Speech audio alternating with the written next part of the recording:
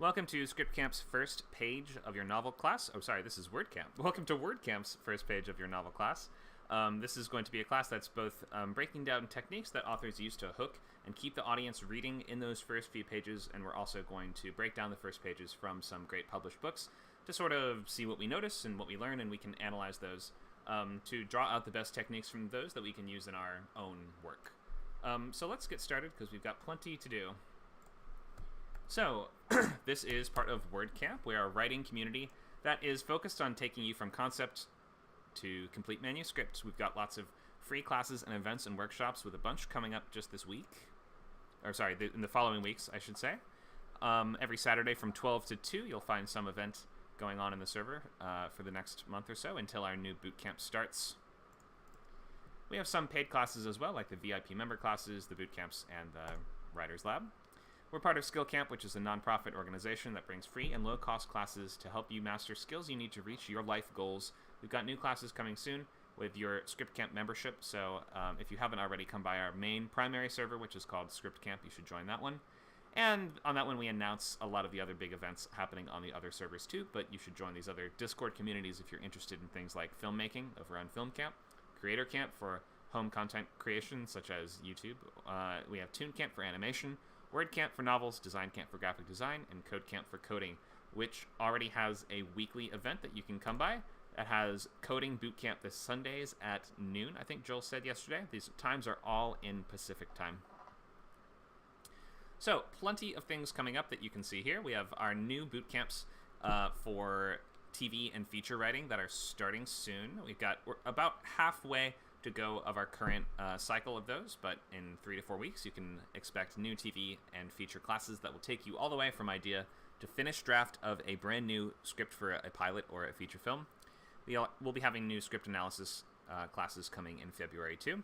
New fiction classes that'll be throughout the rest of February in WordCamp on Saturdays at noon.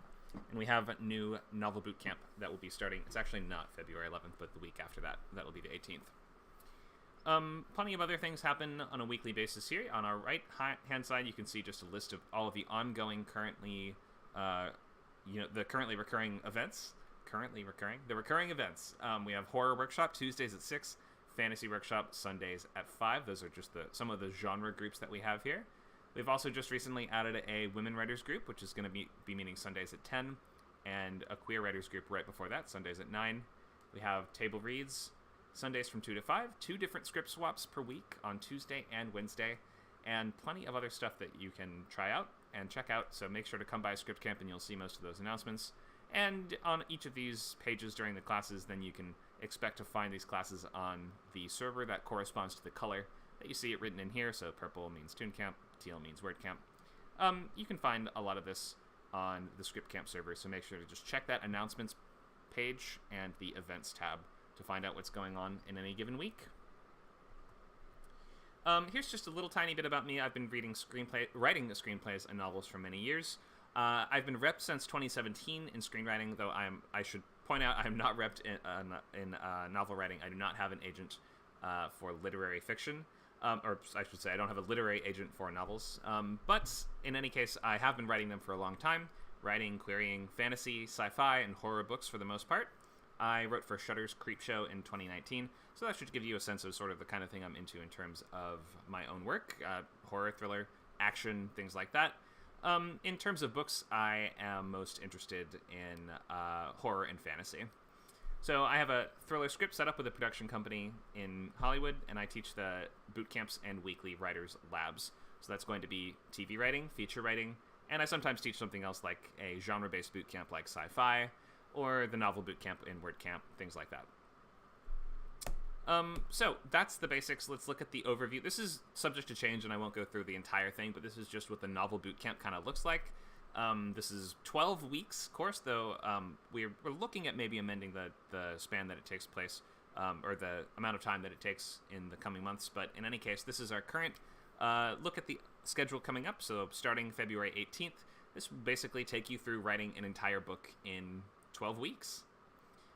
So about the first half of this class is planning and learning about prose and your characters and building out the world and outlining really extensively. so that by the time you start, you have figured out what's going to happen in every chapter, more or less, as best you can, and you're going to be approaching the second half of the class with that really detailed roadmap for your whole story. So you're going to be writing about 10 to 15,000 words a week. All right, so here's a list of all the free classes coming up. We've got best protagonist for your story, subplots in movies and TV shows, but that could also definitely apply to novels too. Novels, in fact, have way more subplots than movies and TV for the most part. We have that new intro session of the feature writing class on the 17th at 6 p.m., and a new session of the pilot class Sunday, March 5th at 11 a.m. That's going to be moving the schedule so that pilots will be on Sundays and features will be on Fridays. We alternate the days every time one of the class cycles has finished. Also, on WordCamp, on the right, you can see a list of all the stuff we have coming up here. Pretty soon we have writing, action, and adventure. The adventure genre of novels, which covers everything from things, fantasy adventures like The Hobbit, to sometimes we look at pulp adventures, things more along the lines of Doc Savage or Indiana Jones. We have a query letter class on the 8th, which is both going to show you how to write a query letter for your book when it's finished and ready to start going out to literary agents. And also, it's a good technique to kind of just think of how to summarize your story from the beginning. So you might start out by writing a query letter for your book and kind of use that to collate and organize the most important story information up front. We have a class with a QA with an editor, Max Higgins, on February 11th at noon, so come with your questions for a professional book editor. We have a new session of Novel Bootcamp on the 18th, and an outlining class on the 22nd at 6 o'clock. These are all free and public classes. So we hope to see you here for a couple of these things coming up. Last, you can refer a friend. If you become a member of ScriptCamp, a subscriber, you can refer your friends and they will get a free month of unlimited ScriptCamp as well. If they continue, then you will get a free month. So, and you'll also both get access to Arc Studio Pro, which is a great screenwriting software, for a free month as well. So you can message me or Nacho if you'd like to refer someone that you know once you're a member. Okay, so, and for all of this, if you'd like to sign up, remember, go to scriptcamp.net, and you can sign up for your free trial for membership. Just go to the membership tab up here, and you can get 2 weeks unlimited, which includes access to over, I think it must be 100 hours of live classes every single month at this point, with events, workshops, script swaps, and all kinds of writing-related events online. This also includes access to the video library, which is recordings of all of our previous classes. And you can get your 2 weeks by just clicking this free trial button here. Notice that you'll save about 40% if you get a yearly subscription instead. So again, the website is scriptcamp.net. Make sure to come by if you'd like to participate in more events like this.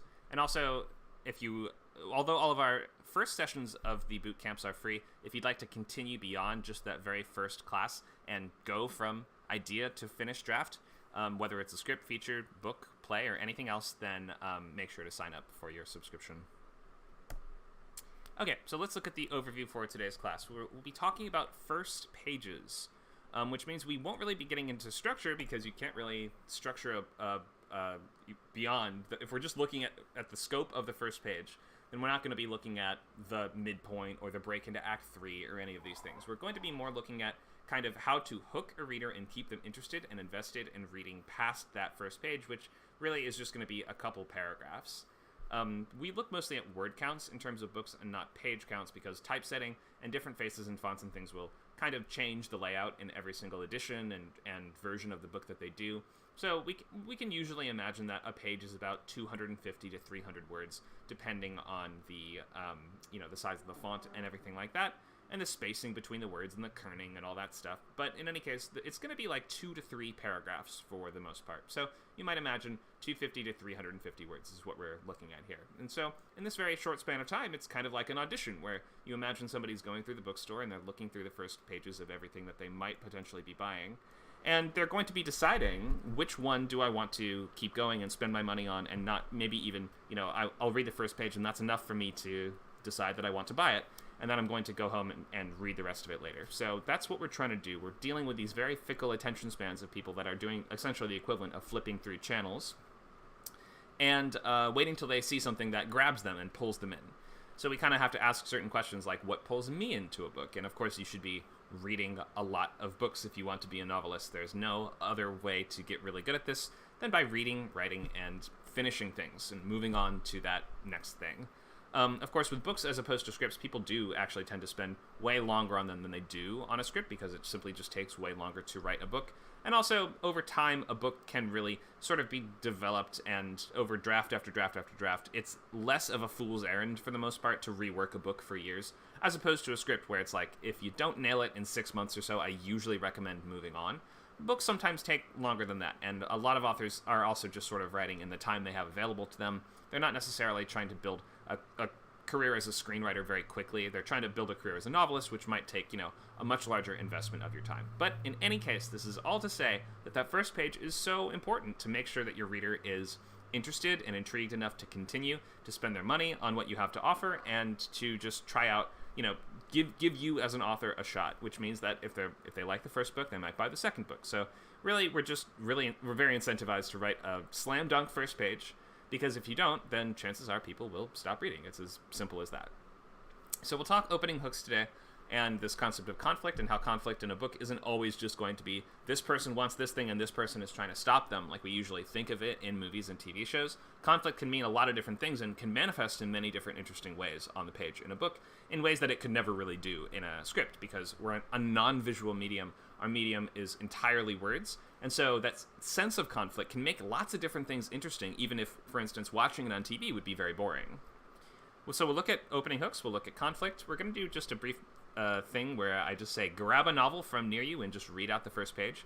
So I would recommend maybe just look around the room and see if there's anything within reach, and if anyone feels like they want to read out that first page, then we're not going to analyze them or break them down too closely. We just kind of want to get into the feeling of what a first page should kind of seem like and what it feels like, and we're kind of going to just hear some examples of first pages today. We'll hear a lot of examples, but we want to see a wide breadth of genres and different styles and approaches too. So as you can see, my examples that I'll be reading from today are, I think my page is cut off a little bit. There we go. I want to draw from a literary book, a war/sci-fi book, a horror book, and a Western book. That's 4 different genres, but that's all very much my area of interest. So if you have a different kind of novel genre near you, maybe you have a romance book or a biography or something like that, and you want to read out the first page of that, that would be the one to, if you had to choose, pick one that is not one of the other genres that we'll be reading today. So we'll be doing that. We'll look at a first page analysis guide and just things to be reading for and questions to be asking yourself and answering, whether it's a different book that you're studying or whether it is a book of your own that you are trying to make the sharpest first page possible. We'll talk about the difference between floating, which is a word that I mostly use, and a way that I conceive of the things that aren't just scenes in books, like narration, for instance, or just talking about, the weather or the time period or the country that we're in, or things like this that aren't really a scene. But we'll talk about the difference between that and how we sort of settle into scenes in books, and we kind of like zero in on, imagine like the crane shot in a movie as the camera's slowly drifting down from up high, and it's finding a point of interest to kind of make it concrete and tangible and give us something to attach to and a character that we're watching do something. So we'll talk about that transition from floating into the concrete tangibility of a scene. And then last, we'll be breaking down different pages in different genres. We'll be looking at sections from Dogs of Babel by Carolyn Parkhurst, Slaughterhouse-Five by Kurt Vonnegut, The Ritual by Adam Neville, and Blood Meridian by Cormac McCarthy. And then I realize that's a lot, so I might cut a few of those out if we have folks that want to share their own first pages for us, which was my sort of next question. If anyone has first pages from a work in progress that they want to share in class, can you let us know in the chat now so I can kind of plan for how much we have time to do? I know that Aliska said that she has one, so we have at least one. Does anyone else want to share a first page?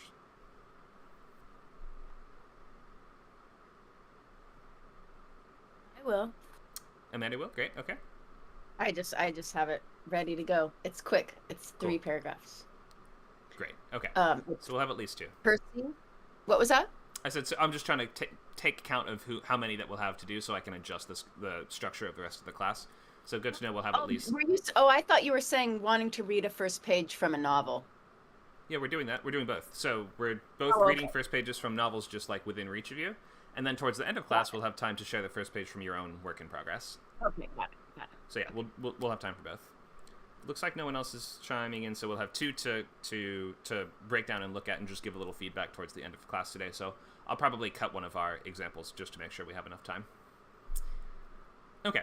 So definitely, if you are planning on sharing, make sure you have it copied and pasted or ready to copy and paste into their chat so we can read along as you read it out loud. Cool. Let's get started with all that stuff. And let's first start by talking. Well, let's look at this again. So we'll start by going into opening hooks. We'll talk conflict, and then we'll do the grab a novel thing. So maybe just find a book near you and get ready to read that first page. Let's talk opening hooks.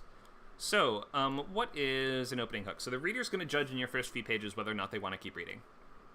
And if they're at a store or a library, then they're going to put the book down and look for something else if that first page doesn't usually grab them or intrigue them to keep going.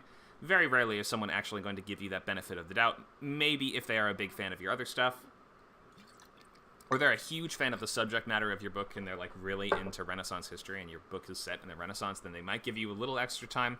But regardless, like, you really have to imagine that if you're not drawing them in, then you're pushing them away.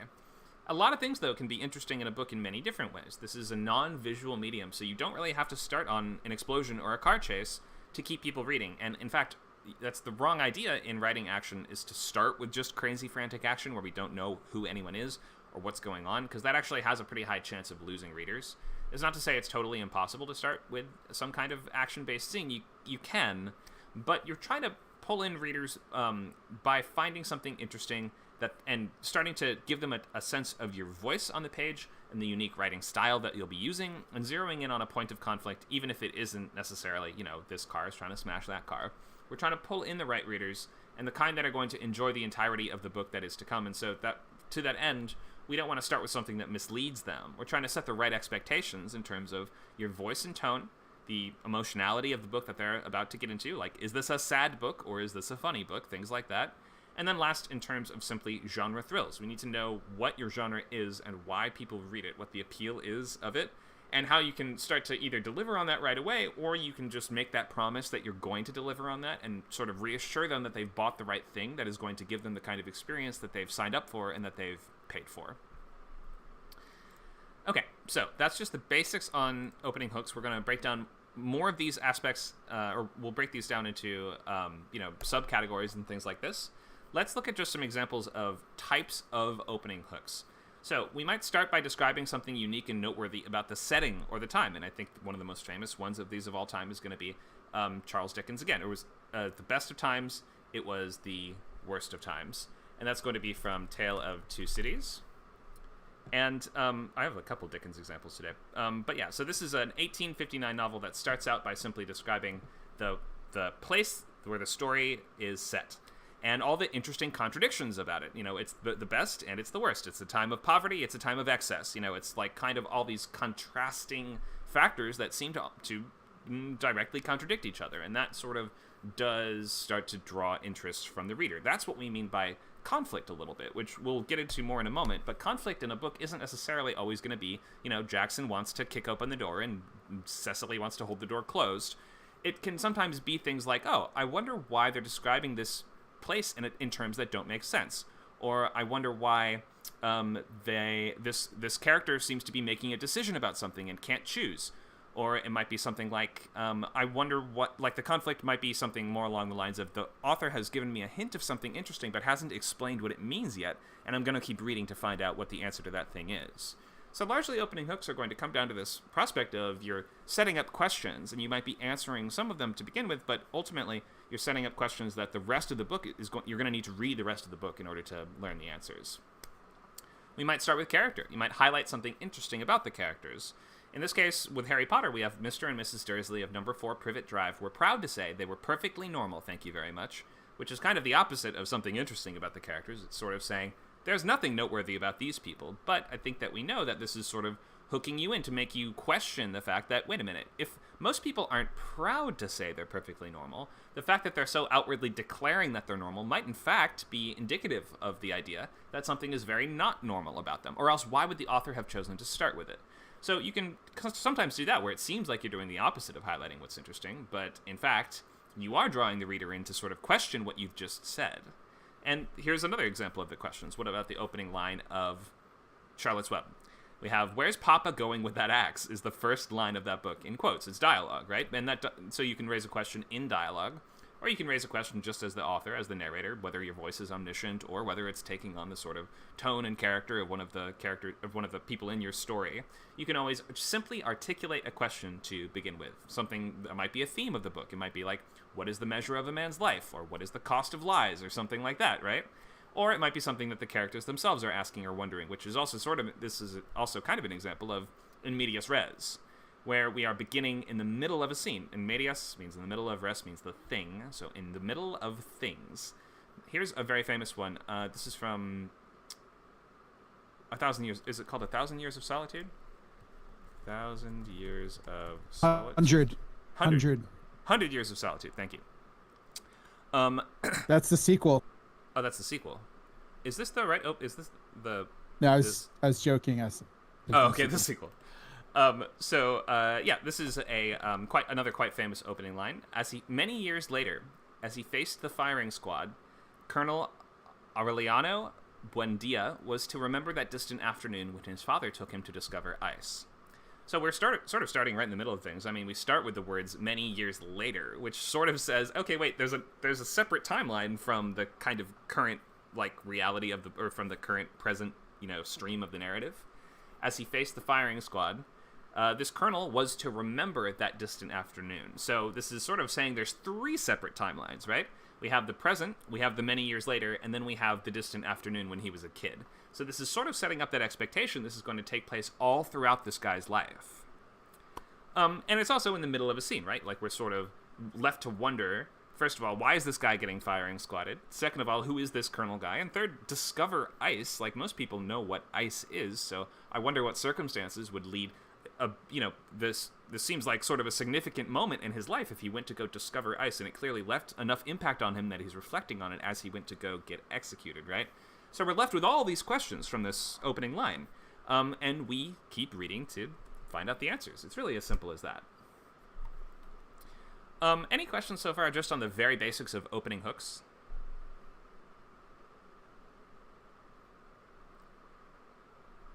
This is sort of really looking at first lines.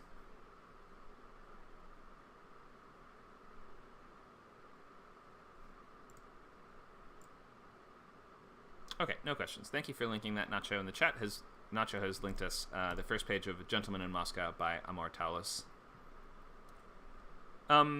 Let's go to our next page here and let's talk about this idea of conflict. So normally a scene is going to look like this. A conflict scene, as we envision them, is going to be someone wants something, they try to get it using interesting or appropriate tactics for their character, they struggle with various obstacles in attempting to get that thing, they succeed or they fail, and then this changes something for the overarching story, and we've usually progressed closer to or further from that character's larger goal. Now, your opening scene, your opening page, it can have that. Like, your opening page could, in theory, be one complete scene that sort of follows all of these different beats. And in fact, Dwight Schwein in the Techniques of the Selling Writer book defines a scene as a unit of conflict. So, but the thing is, in books, we're not always in scenes. There's sort of 2 separate modes of writing, one where you're in a scene and one where you're not. And I call the times where you're not in a scene, I call that floating, personally. I'll get more into this in a little bit. For now, I want to just make sure that we understand the idea that conflict is not always going to be one person wants one thing, one person wants another thing. We can have this conflict of ideas in books that does keep people reading. Is the conflict here he's trying to get out of getting firing squatted? I don't really think so. The conflict is really the readers are leaning in to say, wait a minute, why is that guy getting firing squatted? And we're going to keep reading to learn. So, readers are looking for conflict. We're reading for conflict, which should permeate all these different styles of hook or opening page.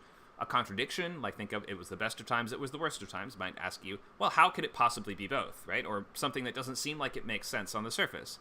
There's another book that Nacho got me recently, which is called Red Sister, a fantasy book that opens like this. When killing a nun, it is important to bring an army of appropriate size.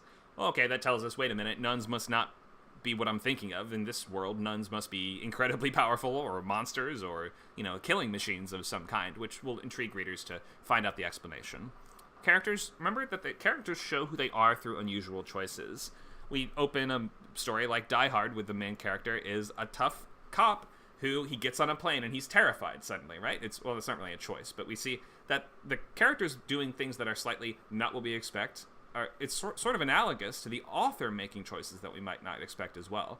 So we're looking for unusual choices in both the characters and the authors that will define them and set them apart and make us go, that is this unique perspective. So let's grab a book and read us the first page. Anyone can feel free to chime in. Go ahead.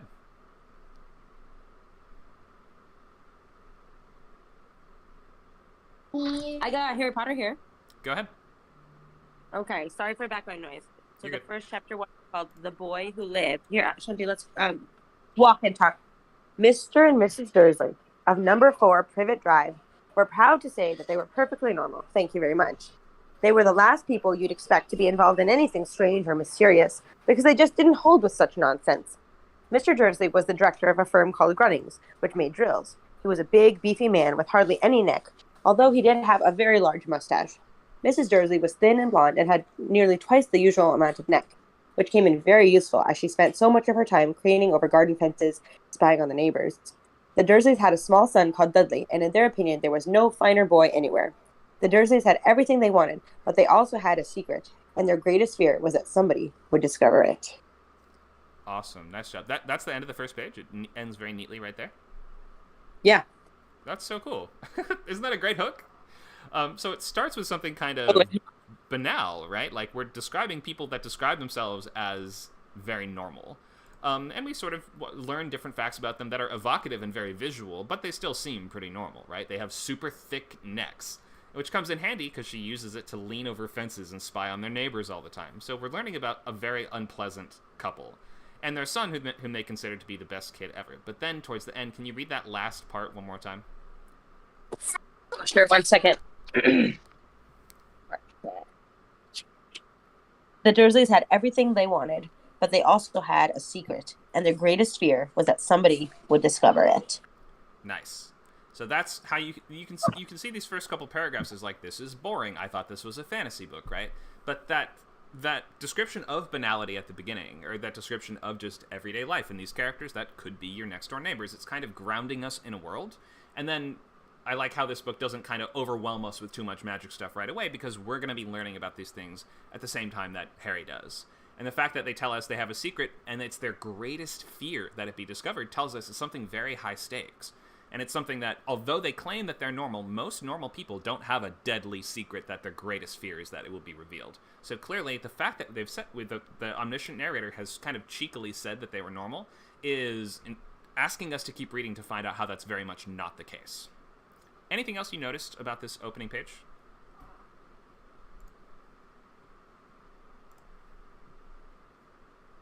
There's a cartoonish vibe to it a little bit with the big necks, like, these sort of exaggerated features that I noticed. I don't know if it's on the first page, but I was rereading like the first few pages the other day. Yeah. And I noticed that. It's good for kids in middle grade books to give them very, very clear visual indicators of what the characters are like, whether you compare them to something or whether... Because kids, like, if you tell them, like, she was a stout woman who spent her time lingering in doorways, then that's, like, that works for a literary book. But are kids going to know what to picture for that or what that means exactly? Not necessarily. Whereas... Linger in doorways. That's so funny. Or if you say something like, she looked like a bird with an arched back or something like that, kids are going to be able to grab onto that much more easily. Anyone else? Things that you've noticed in the first page of Harry Potter by J.K. Rowling? There's always, like, an edge to it, and in a way that's, like, you can see that they're leading up to the question, or leading up to, like, a question, or, like, the statement, like, they have a secret, because they keep describing how absolutely normal they are. Mm-hmm. So you can sort of tell at the beginning that they're not very normal. There's something up here. Right, exactly. And that is conflict in a way. Even though we're not in a scene, the characters aren't trying to do something that's being opposed by someone else. But there's a conflict in terms of we're being told that they're normal and we're seeing that they're not. There's a contradiction at play here that we're going to keep reading to find out about. Somebody else want to go? Go ahead, Emily. Yeah, I was going to say, too, it's, like, super fascinating after reading, because I read the book 7 times growing up, and then in the last year, I read them again as an adult, and they're much more terrifying and full of conflict, and they're just more scary than I remember when I was younger. But also, with the Dursleys, they are absolutely terrified they're actually very scared that other people will find out. So they are trying their darndest to act completely normal. But then at the same time, like through all the books, I mean, but then at the same time, they're like really not normal people. Like they hold their son to the highest esteem, and she sneaks, spies on her neighbors and stuff like that, which is not really that normal. So it's very interesting. They're like not actually normal. And then also they have this secret and they're so scared. It's very interesting how it's painted right at the beginning, and then that holds every summer with Harry, and it's just like this very important thing that's begs you this question of why are they not normal, and how does that relate to Harry and the magic world stuff. It's so interesting. Right, for sure. Because we've seen the cover of the book, we see there's a kid flying a broom on the cover, so the whole time we're going to be wondering, well, how does this relate to what we kind of have an idea that the book is about already? And that's not always going to be, when you're working with a work in progress, you don't have the benefit of a cover or marketing or anything like that to hint at what is going to be in the book later. But sometimes the fact that you are describing, or that you start on something that seems to be the opposite of what the readers expected, can draw them in. So starting a fantasy book by describing normal people can be interesting if it feels like there's more to the story that we don't know yet. And it feels like it will be worth our time to learn the answer. Let's have somebody else read a first page of a book. Just grab something. I have The Gentleman of Moscow here. Okay, go ahead. 1922. An ambassador. At 6:30 on the 21st of June, 1922, when Count Alexander Ilyich Rostov was escorted through the gates of the Kremlin onto Red Square. It was glorious and cool. Drawing his shoulders back without breaking stride, the Count inhaled the air like one fresh from a swim. The sky was the very blue that the cupolas of St. Basil's had been painted for. Their pinks, greens, golds shimmered as if it were the sole purpose of religion to cheer its divinity. Even the Bolshevik girls conversing before the windows of the State Department store seemed dressed to celebrate the last days of spring. "Hello, my good man," the Count called to Fyodor at the edge of the square. "I see the blackberries have come in early this year." Giving the startled fruit seller no time to reply, the Count walked briskly on. His waxed mustaches spread like the wings of a gull. Passing through the Resurrection Gate, he turned his back on the lilacs of the Alexander Gardens and proceeded toward Theater Square, where the Hotel Metropole stood in all its glory. Reached the threshold, the Count gave a wink to Pavel, the afternoon doorman, and turned with a hand outstretched to the two soldiers trailing behind him. "Thank you, gentlemen, for delivering me safely. I shall no longer be in need of your assistance." Those strapping lads, both of the soldiers, had to look up from under their caps to return the Count's gaze. For like 10 generations of Rostov men, the Count stood an easy 6'3".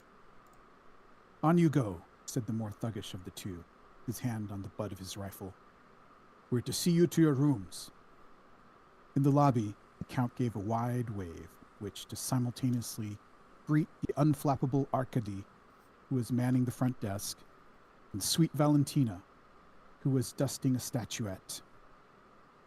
Though the Count had greeted them in this manner 100 times before, he responded with a wide-eyed stare.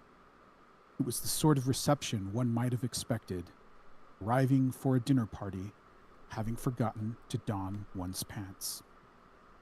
Passing the young girl with the penchant for yellow, who was reading a magazine in her favorite lobby chair, the Count came to an stop before the potted palms in order to address his escort.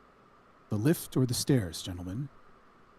The soldiers looked from one another to the Count and back again, apparently unable to make up their minds. "The stairs," he determined on their behalf, then vaulted the steps 2 at a time, as had been his habit since the academy.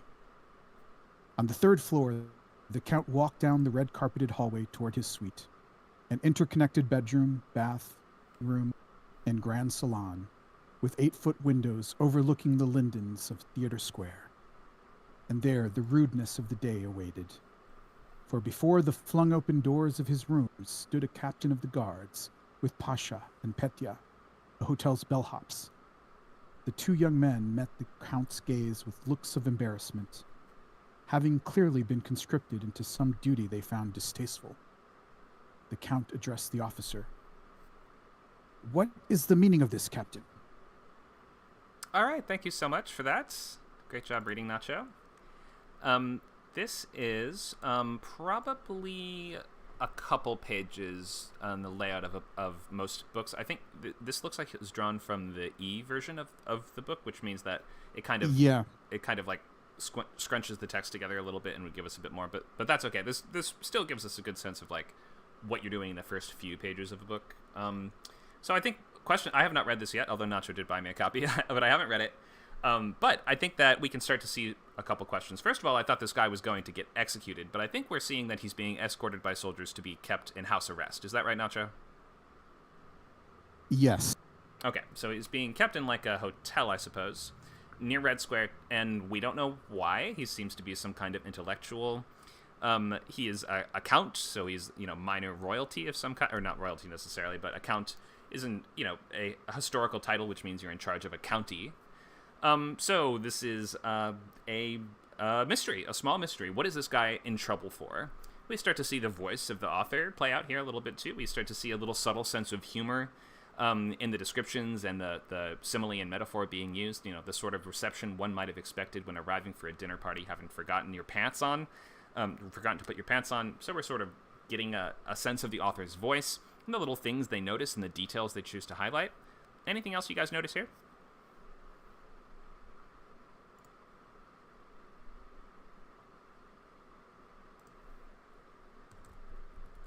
I mean, one thing that seemed interesting just, the first time reading this was like the relationship with the people working in the hotel and, kind of his authority for the communist soldiers, right? Like, even though they had authority over him, they were used to him to someone like him telling them what to do, right? Mm-hmm. Like he's, deciding, oh, well, we're okay, the stairs. And he's very like kind of charming. I mean, he's like arrogant, but charming, right? Like in a way, it's really interesting if you read through the whole thing, like the transformation he goes through, in this book.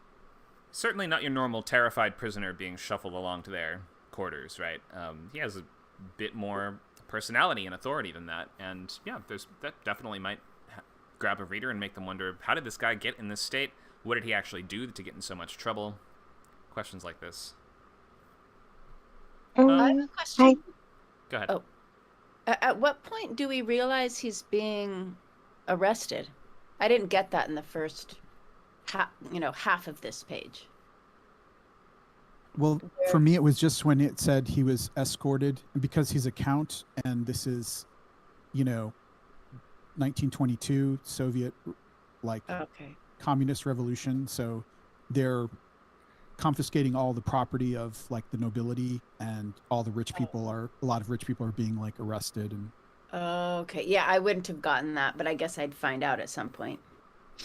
I think that the fact that he talks to it, so at the bottom of the first sort of column of paragraphs here, he turned with a hand outstretched to the two soldiers trailing behind him. He talks to them for a second, and then one of them is keeping his hand on the butt of his gun, right? Which they wouldn't have done if they were he refers to them as his escorts, but it's clear that they are the ones in charge. He says, "On you go. We'll see you to your rooms." So I think that was what hinted to me that he was actually, they weren't escorting him in the traditional sense. They're escorting him into captivity. Yes, that part. That's where I would have figured. Yeah, I was just focusing on the first half, but yeah. Yeah, it doesn't give it away in the first couple paragraphs. You have to wait till the third. I think I enjoy how he's like describing the scenery, taking it in while he's getting arrested. Mm-hmm. Yeah, I just think that, like you said, he's very calm about it. He's just like, let's appreciate life for a little bit, while he's like getting ushered away. Yeah, if the character was terrified and was fighting for his life, we may not have lingered in these details in the same way, because these are details that you would only notice if you were taking your time.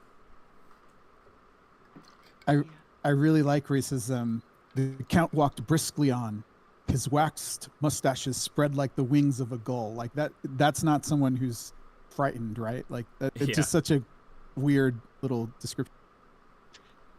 I thought even the first paragraph, like before I even knew he was being arrested or any of the context, the fact that he says at 6:30, it's kind of echoing what you said, at 6:30 on the 21st of June, 1922. And like everything's kind of pretty. I'm like, okay, what bad thing's going to happen? Like something like you wouldn't have been this specific about this time, like something's going to happen. Right. Or,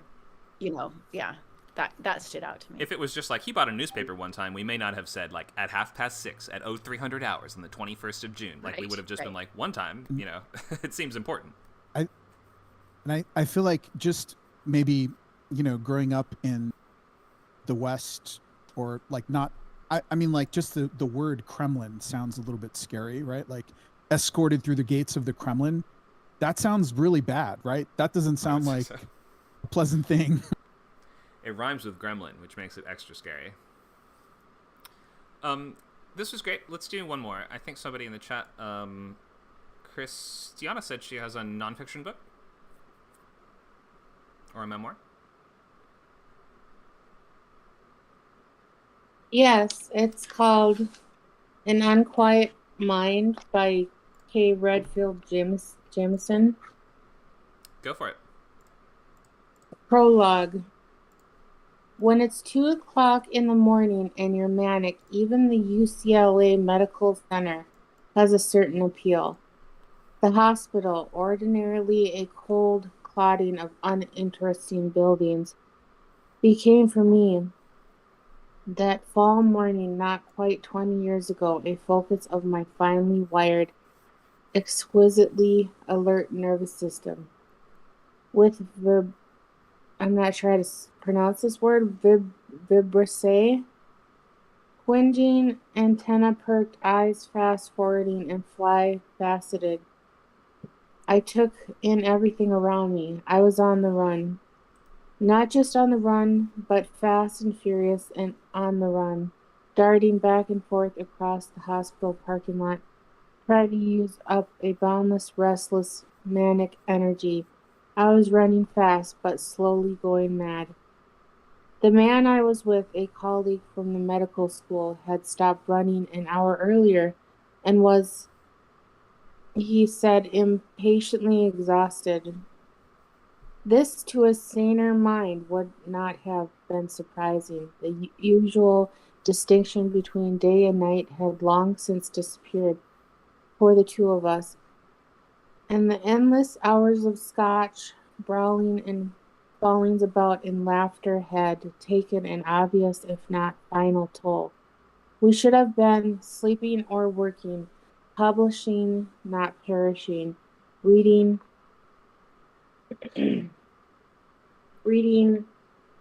journals, writing in charts, or drawing tedious scientific graphs that no one would read. All right, thank you so much for reading that. What was the name of that again? An Unquiet Mind by K. Redfield Jameson. An Unquiet Mind. All right, perfect. So, I think that this starts us off with a scene pretty quickly. This is sort of her describing a mental health incident in which she goes to was it the UCLA hospital that she said? So that one, and it begins with when you're manic. So it's sort of saying the main character here, or the narrator, has some kind of insight to share about, like, this is the theme of the entire book. It's going to be me talking about this mental condition that I personally have or have had in the past, and things that I've learned about it, and things that I'm going to now unspool to you if you continue reading. What else do you guys notice looking at these questions here? What questions are raised? What is the tone and voice? Go ahead. I think that she describes it very vividly. Like, extremely vividly. Like, there's a lot that goes into it. The way that it's worded, and I think it's kind of pretty. It's very pretty for such a traumatic experience. Yeah, for sure. That's Um, a lot. That's the tone and the voice here is not one that is going to like. It seems like it's going to use sort of literary and poetic language to talk about a very traumatic, ugly thing, or maybe not ugly thing, but a very traumatic, unpleasant incident. yeah, that's all. Thanks for that. Anyone else have comments?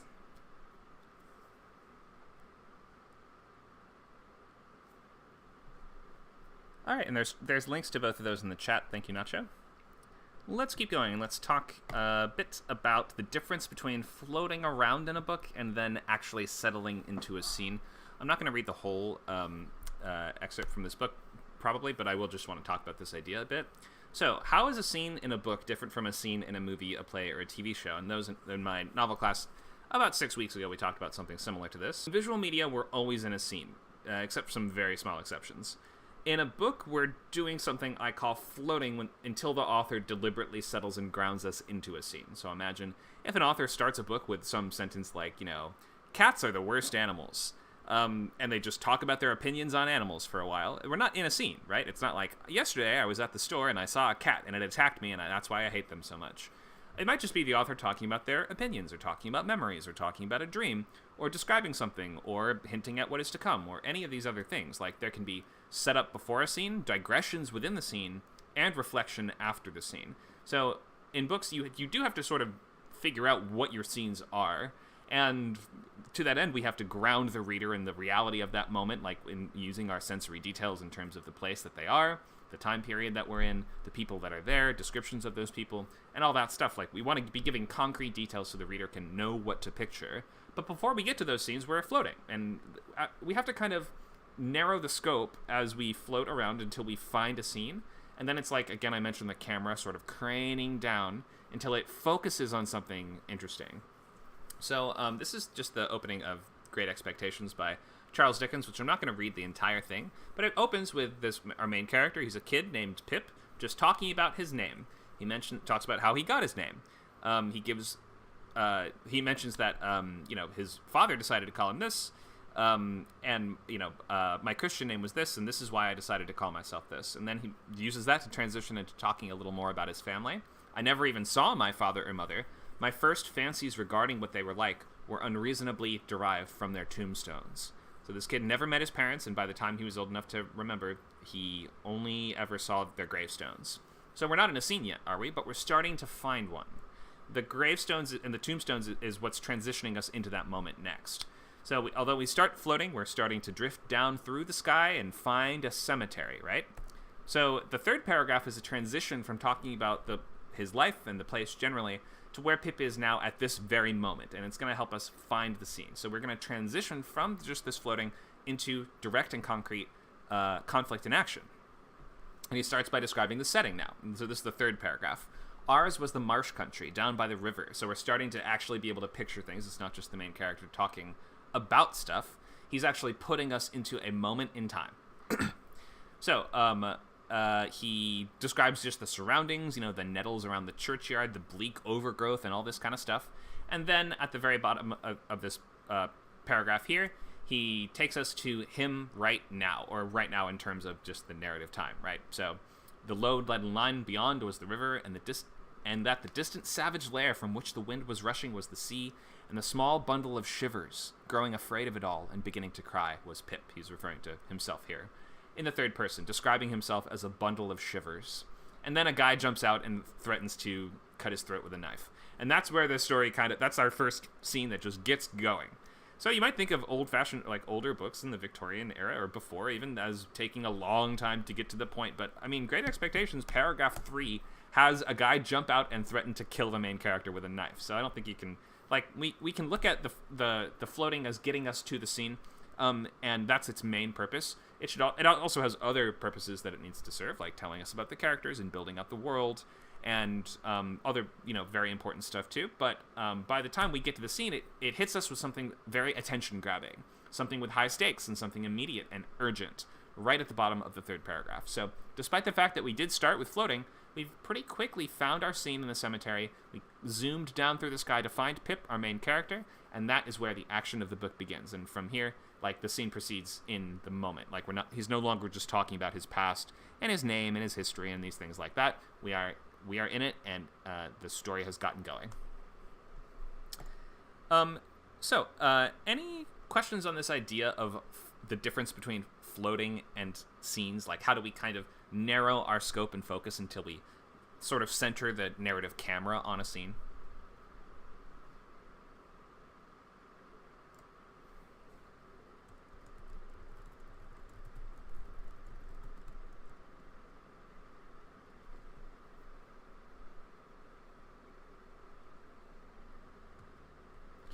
All right, let's move on.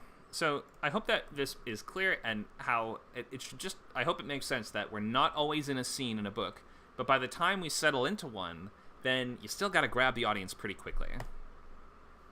So changing from broad to specific and concrete story details creates that sense of movement. You know, we start from, here's my name, here's a little about my family. The first time I saw them was on their tombstones. Oh, let me tell you about that time with the tombstones. Then the scene begins. That creates that sense of forward motion. It's like binoculars or a telescope finding an interesting subject. So you can use this to try to give us just enough setup, and then focus in on the interesting subject. Set the stage and push things into motion. We don't want to spend forever just floating and talking about the leaves and the history of the world and the past and grand philosophical ideas. We need to get to a scene eventually.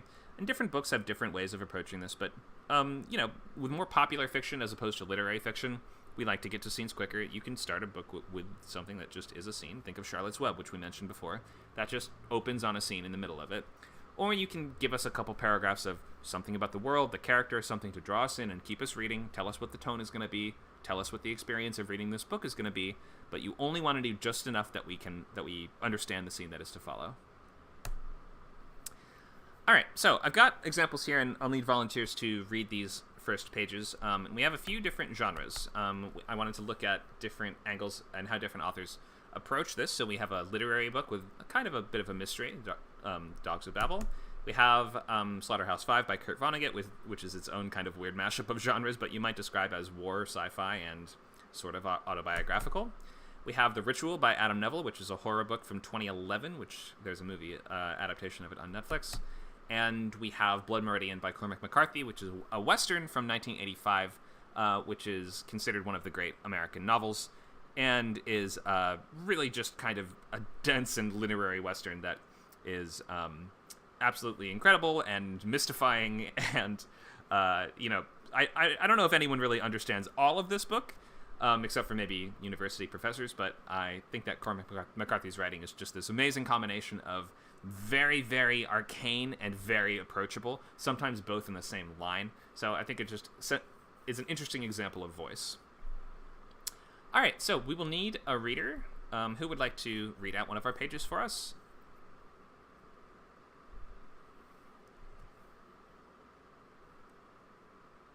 I can read.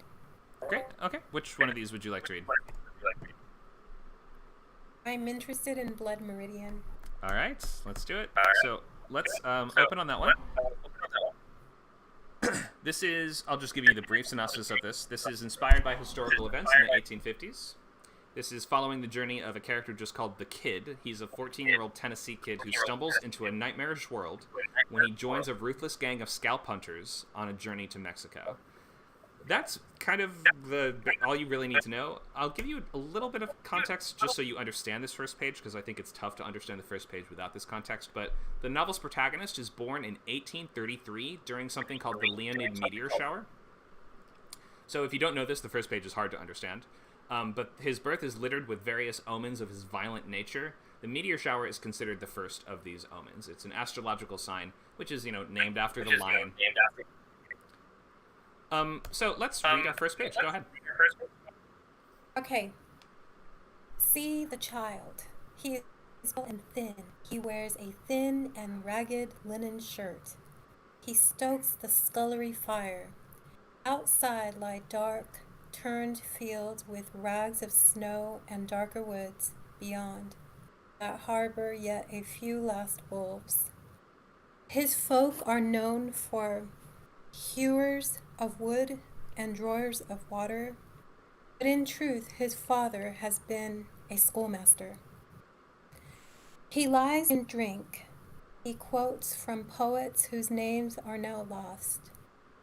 The boy crouches by the fire and watches him. Night of your birth, 33. The Leonids they were called. God, how the stars did fall. I looked for blackness, holes in the heavens, the dipper stove. The mother dead these 14 years did incubate in her own bosom the creature who would carry her off. The father never speaks her name. The child does not know it. He has a sister in this world that he will not see again. He watches, pale and unwashed. He can neither read nor write, and in him broods already a taste for mindless violence. All history present in that visage, the child, the father of the man. All right, thank you for that. A lot going on here, as you can tell. I mean, Cormac McCarthy books are all like this. I think we can... I'm going to leave this up for a moment, just if you guys need to reread this back, but we're going to go back and maybe ask some of these questions, like what promises are being set? What are you noticing about the language itself, the tone and the voice? This does not sound like most Westerns sound. And what are we setting up in terms of expectations for what the story is going to be about?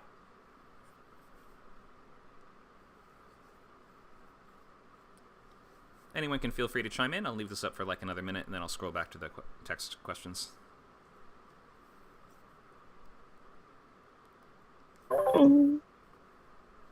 Go ahead, Lasagna. Okay.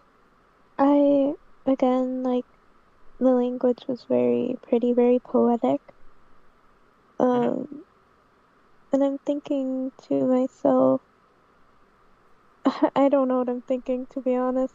That's okay. I just thought that it was very poetic this time around. For sure, yeah. So Cormac McCarthy books are all written in this kind of pseudo, or well, I guess not all of them, but a lot of them are in this kind of pseudo-biblical style, where like we'll go from some text that feels like it could have been written by anyone. It's like, he ate a can of beans. And then the next line will be something about all of human history and humanity, like all wrapped up into that one can of beans, you know? So it kind of vacillates between very simple and relatable and very, very literary and arcane. Go ahead. I was just going to say, that's a great description of him. Yeah. Can of beans in one line. Yeah. Go ahead. Describing them as like the father, the son, or the kid, the boy, like, I guess that adds to the whole biblical feel. Mm-hmm. And it was honestly very soothing to listen to, despite them being like, he already has a taste for violence. Yeah, exactly. Which is very funny. There's some really good audiobooks of his stuff as well that I recommend looking up, especially The Crossing, which is probably my favorite of his audiobooks. Mm-hmm. Anyone else, feel free to chime in. What do you notice? How is this setting up expectations? What do you think this book is going to be about? This, to me, takes a lot of creative freedom, and it seems to be very rule-breaking, and maybe would be considered disjointed, very disjointed, and it actually reminds me of the first page that I wanted to share a lot, in a lot of ways. Which page did you want to share? Sorry. Oh, where we it's the first page sharing, which I guess is the one that you already did it. No, I haven't. Oh, you have it. Okay. Yeah, we'll have more time towards the end. I think we'll see how much time we have after giving feedback to everybody's first pages. But yeah, we'll see. Thank you for those comments, Aliska.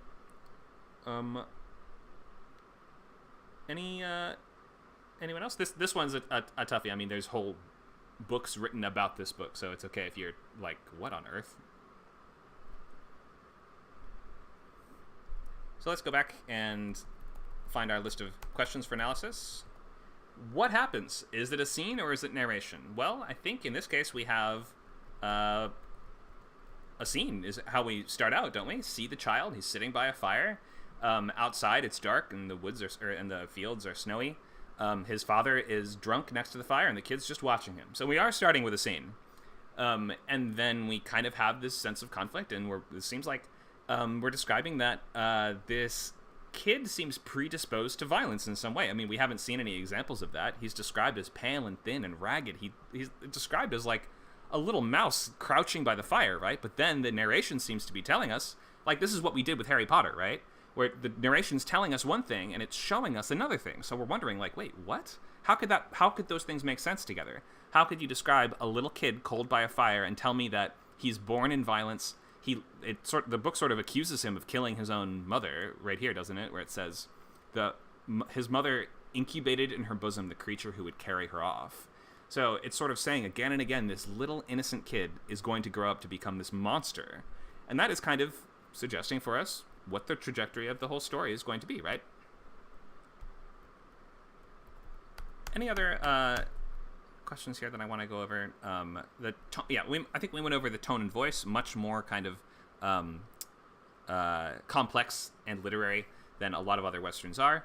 And just this promise of there's gonna be violence in this book. The main character, we're gonna be watching how he changes and how he becomes this person that we've promised he's going to be. That is how we keep reading, or keep the reader going.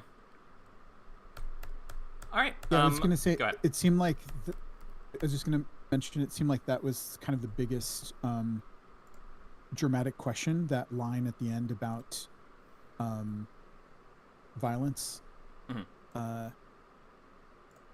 I can't remember line, but yeah, in him broods already a taste for mindless violence. Like that is sort of really makes me want to keep reading to find out, like, how does that brooding in him, and what's, like, it's sort of like a little mystery. Yeah, for sure. And also, I think we're setting the promise that this story isn't just going to be about itself. This story is about all of humanity, all of history. All history present in that visage. Visage means face here. It's sort of saying that in this kid's story, you can find the story of humanity writ large. The child, the father of the man. You can see how the kid's dad is passed out drunk next to the fire, and the kid is forced to kind of become the father of his own dad. Go ahead. Yeah, and he really sort of plays with grammar, right? Or he's kind of like playing with how you're structuring a sentence. Like, the child, the father of the man. Like normally that doesn't really make sense, but the way it's written, actually, yeah, and his other line about, outside lie dark turned fields with rags of snow, and darker woods beyond that harbor yet a few last wolves. Like, what are, like, it just, this is someone who's like, kind of like having fun with the language. Mm-hmm. Like, immediately you kind of get that, right? For sure. Yeah. Cormac McCarthy, he not only kind of, I guess you could say, quote, breaks literary rules, he makes his own rules, and is considered to be one of the greatest living writers because of it. And literary fiction is a genre where it's about pushing the boundaries of the language itself and doing new things with it. Let's read another page. We have a horror book, we have a literary book, and we have a Kurt Vonnegut book, sort of about World War II. Who would like to read next?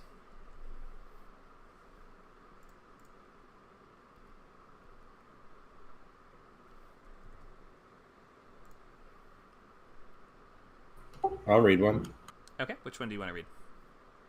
It doesn't matter. I'll read anything. Let's read the horror book. So, we're going to be reading the first page of The Ritual by Adam Neville. Here's a brief synopsis. This came out in 2011. A traumatized man and his group of university friends encounter a pagan cult in the Swedish wilderness, and they must escape the creature they call Mother. And there is a movie of this too, which you may have seen. It has a cool monster. It's worth watching. Let's check out the first page. Go ahead, Dan. And on the second day, things did not get better. The rain fell hard and cold. The white sun never broke through the low gray clouds, and they were lost. But it was the dead thing they found hanging from a tree that changed the trip beyond recognition. All four of them saw it at the same time. Right after they clambered over another fallen tree to stumble into more of the scratching bracken, they came across it. Breathing hard, damp with sweat and rain, speechless with fatigue, they came to a halt. Bent from the weight of their rucksacks, bedding and wet tents, they stood under it, looking up. Above them, looking beyond the reach of a man standing upright, the dead thing sagged. Between the limbs of a spruce tree it was displayed, but in such a tattered state they could not tell what it had once been. Thank you for that. And I just left a little definition on here. If anyone had to look up what bracken means, it's a tall fern with coarse lobed fronds. So there you go. Let's talk about this one. What do we notice? What promises are we setting? What expectation are we setting? What do we think the book is about? What's the voice and tone like?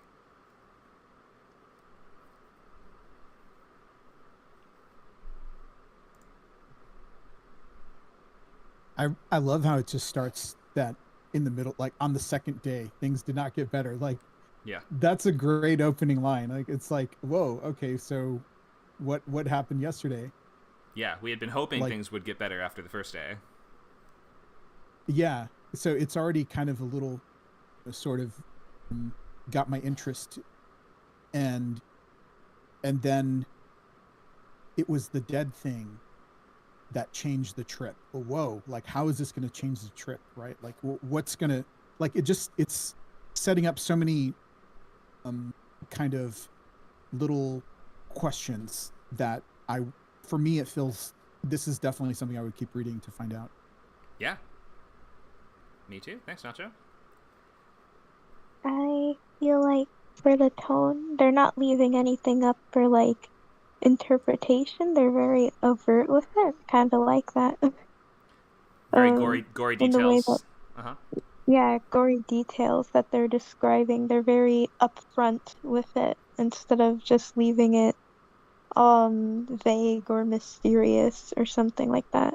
Sure. Yeah, good point. Horror novels are going to go into a lot of gory detail, more than most books will.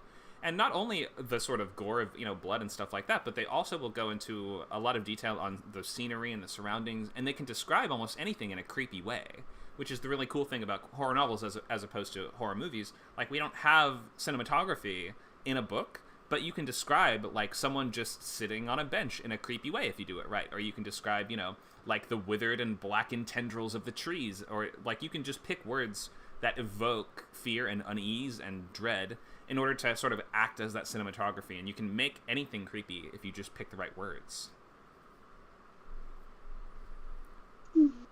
What do we think the book will be about? I know I gave you the synopsis, but just based on this, if you didn't read the synopsis, what would we think is going to happen in this one? Or what promises are being set up?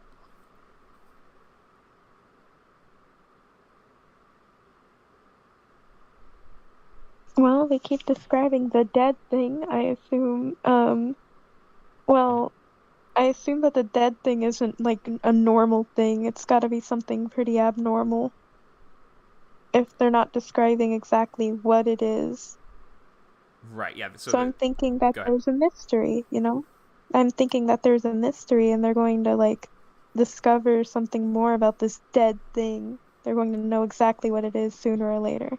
Sure, or we might ask the question, what put it there, right? I mean, I think that, first of all, we might imagine that the characters just can't tell if it's a human or not. It's just so ripped up there in the tree. And then second, so we're going to ask what is possibly capable of doing that. And second, who is responsible for it? Who put it there? So it's sort of, it's like a murder mystery. There's a body here. Who put the body there? And we're going to keep reading to find out who's responsible for this. And I guess we're sort of saying the characters are lost, so we can only anticipate that we're setting the expectation that they're going to come into conflict with this thing, and they're going to have to survive it. Or else they're going to end up, pinned to a tree as well. Mm-hmm. Anything else you guys notice here?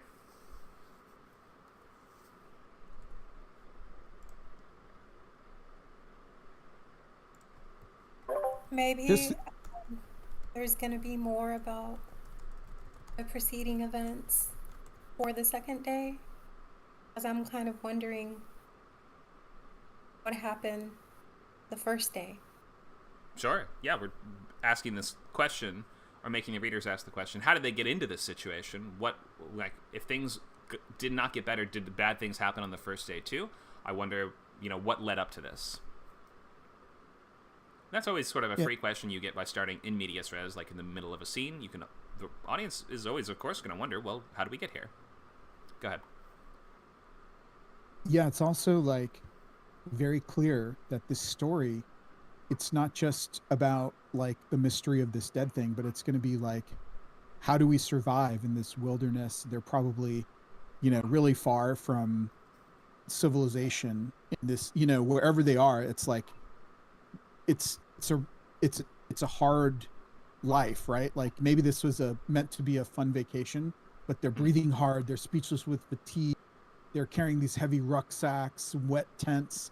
I mean, it's not a easy, they're in for a rough time, basically. Sure. They're definitely in for a rough time. Thanks, guys. So we have 2 more to read. I think we might do one more. Maybe we can take a digression and maybe summarize our main points, and then we'll move on to our feedback on pages that people want to share from their own works in progress that I mentioned we'll have some time for. So let's get one more reader, and they can pick either Dogs of Babel or Slaughterhouse-5.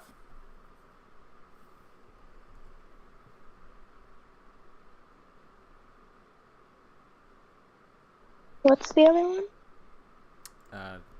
It's this one here. Oh, okay. Can I read that one? You want to read the dog one? Okay, sure. So, this is a literary book with a bit of a mystery plot, although I wouldn't exactly call it a traditional mystery, from 2003. So this is the synopsis. So, a linguist's wife is found dead in his backyard, and he attempts a series... This is the real premise. He attempts a series of scientifically dubious experiments to teach the only witness of her death, which is the family dog, how to talk. So he's going to try to teach the dog how to talk to tell him details of how his wife died, okay? And in piecing together the details of her death, Paul uncovers more about her last day, and he remembers events throughout their life that led up to it. And you'll notice that literary book synopses often kind of sound like this. It's like, he uncovers and learns more about this and must come to terms with this and must juxtapose this, and it's all very kind of like about ideas. It's not really a super riveting mystery plot where he's like, I need to figure out who the killer is before he kills again. It's not like that at all. So don't think of this as like a super traditional mystery. This is more like a literary book where the main character has a question he's trying to answer, which is, why did my wife die? And he has a kind of unorthodox way of doing it. Ultimately, I'll spoil it. No, actually, I won't spoil how it goes for you. Let's just read the first page. Okay. Go for it. Here's what we know. Those of us who can speak to tell a story. On the afternoon of October 24th, my wife, Lexi Ransom, climbed the top of the apple tree to our backyard and fell to her death. There were no witnesses save our dog, Lorelei. It was a weekday afternoon, and none of our neighbors were at home, sitting in their kitchens with their windows open to hear whether, in that brief mid-air moment, my wife cried out or gasped or made no sound at all. None of them were working in their yards, enjoying the last of the warm weather, to see whether her body crumpled before she hit the ground, or whether she tried to right herself in the air, whether she simply spread her arms open to the sky. I was in the university library when that happened, doing research for a paper I was working on for an upcoming symposium. I had an evening seminar to teach that night, and if I hadn't called home to tell Lexi something interesting I'd read about a movie she'd be wanting to see, then I might have taught my class, gone out for my weekly beer with my graduate students, and spent a few last hours of normalcy, happily unaware that my yard was full of policemen kneeling in the dirt. Okay, thanks for that. Okay.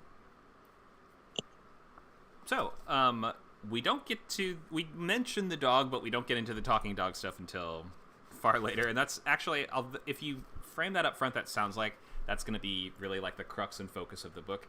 But it's much more about this guy just trying to piece together, why did my wife die? Was it like, what are the emotional reasons why? It's not like who murdered her and how do I catch them? It's more like I need to understand. So let's say what we noticed. What did we learn? What expectations and promises are being set? What is the tone and voice here? Go ahead. I enjoyed how it just, the way he feels, you can really tell the way he feels about it, because he's like describing his normal day and he's just like, why did my wife die? How did this happen? Mm-hmm. So I guess I'm interested to see what happens next, because I want to know like how he's going to react to it, I guess. Sure. Yeah, we can tell he's telling the story from sometime in the future, so he already knows what happened. But at the same time, he's flashing back, and he's going to be like, we start in one scene, and then we move very quickly in the second paragraph to another scene, which is sort of like the current moment of the story. And that's where we get started, where he's in the library. He's going to find out about this stuff. Although this first paragraph is from that sort of future perspective, we quickly get into his kind of current perspective. And so we might expect that, yeah, we don't know how our main character is going to react when he gets home and finds out the truth. We're sort of continuing to read to find out how this unfolds. Yeah, I'd like to see him spiral, like, because he's going to teach a dog how to talk, so I'm wondering how he gets to that point. Right. Good point. Anyone else? Let's look at our main questions. Okay, so first of all, we have this question of what happens. And here we had two scenes. I think they're pretty clear what happens. One, a woman falls out of an apple tree and dies. Two, a guy is in a library. He gets a call from a detective that his wife, or it mentions that he's about to get a call from the detectives that his wife has died. So what's the conflict here?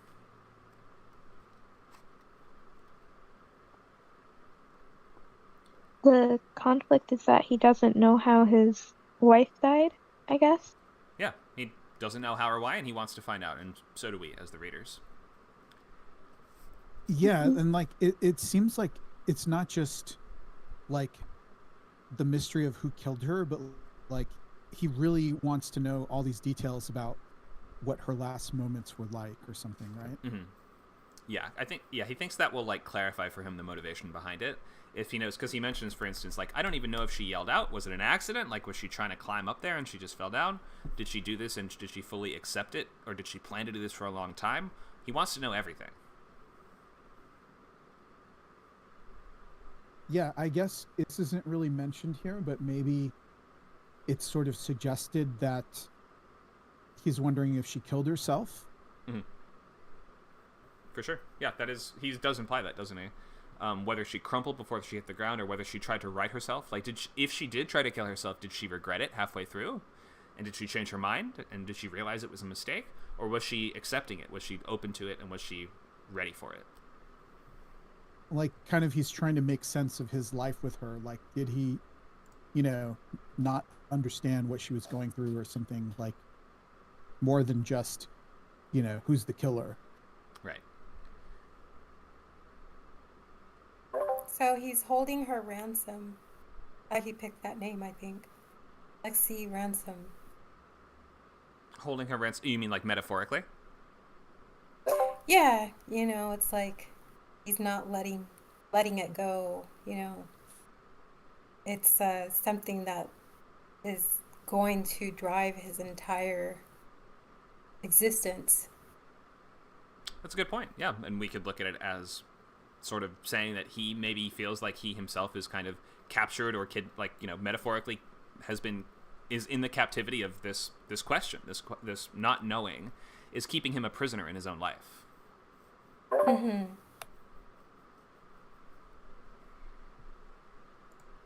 Thanks for reading this. Nice comments, everybody. Let's look at a summary of our major points so far, and let's recap and conclude just like the crux of the lecture, and then we'll have time to look at student pages for feedback, and if we have more time, which I'm not sure, we have 35 minutes or so, then we can do the first page on Slaughterhouse-Five, which is just a fantastic book. Okay, so let's sum up everything that we have talked about so far. First, promise. You're offering a promise to your reader, an interesting piece of insight or information that you will unspool if they continue to read. So if you open the book with something like, my father told me the best piece of advice I'd ever gotten, I think The Great Gatsby opens a little bit like that, then that kind of asks us to keep reading because we want you to explain what that insight is. You've given us a preview of what is to come, and you've told us, sit down, keep reading, and you'll learn this. Next, you can introduce a compelling character. Either it could be your protagonist, it might be your antagonist, it could be anyone, but you might showcase their unique perspective or tactics or voice. And often voice is going to be the key that is going to keep people reading, especially if we look at middle grade and YA. Then voice is usually considered to be more important than plot. If you have a person that is an interesting and fun enough voice to read, then it doesn't really matter what they're doing because anything will be interesting. You can paint a picture in your reader's mind that fills them with questions that they'll feel compelled to answer. So promises and questions are really at the heart of what makes a great opening page, right? And last, we can showcase your unique writing style, whether that or not that is the character's voice, in which case, if we're doing it like a first-person narrative, then it could be that your character's writing style is also, or your writing style, you're writing in the style that that character would speak. So in that case, it's going to be one and the same, and your writing style is going to be also showcasing their voice. Or it might be that you are taking on the persona of a very specific character, and we're going to be showcasing, like, what are they like, how are they different from most people, what unusual choices do they make, what are their unique tactics, or their thoughts on things, or how do they see the world. And also, if you don't have that narrator, or you don't have that character, then you're sort of omniscient narrator, we're going to be asking, how do you see the world? How are you going to be writing about it? All right, I want to pause and open the floor for questions on anything we've talked about so far, or any of these main points to summarize what makes a compelling opening page.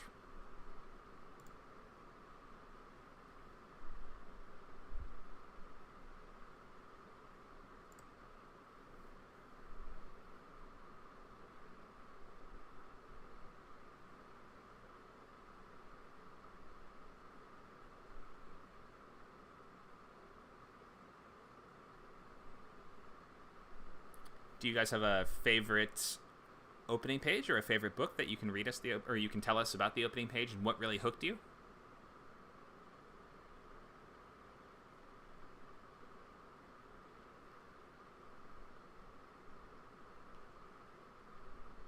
Maybe not.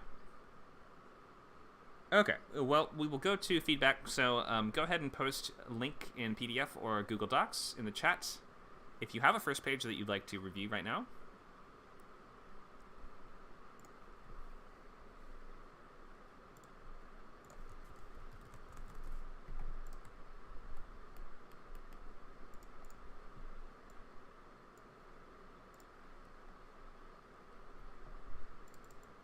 All right, thanks, Christiana. And Amanda says she'll post hers in a second. I might need to just kind of quickly format this one.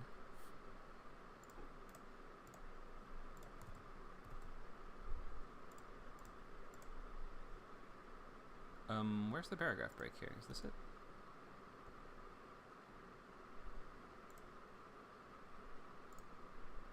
Oh, wait, no, it's here.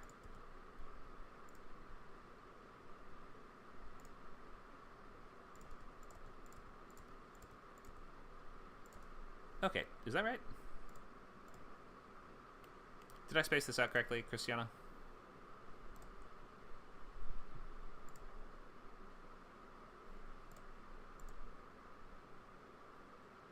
Are you here, Christiana? Yes. Great. Okay, does this look right on the page? I'm looking. 1 second. Okay.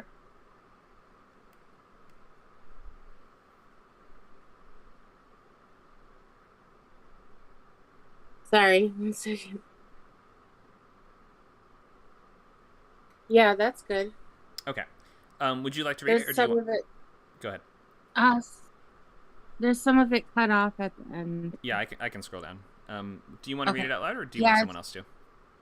Somebody else, that would be nice. Okay, volunteer reader.